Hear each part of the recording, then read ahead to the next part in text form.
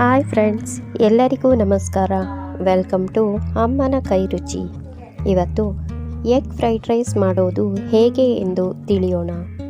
ಮೊದಲು ಬಾಣಲಿಗೆ 1 ಚಮಚ ಎಣ್ಣೆ ಹಾಕಿ ಇದಕ್ಕೆ ಕಟ್ ಮಾಡಿದ 2 ಈರುಳ್ಳಿಯನ್ನು ಹಾಕಿ ಫ್ರೈ ಮಾಡಿ.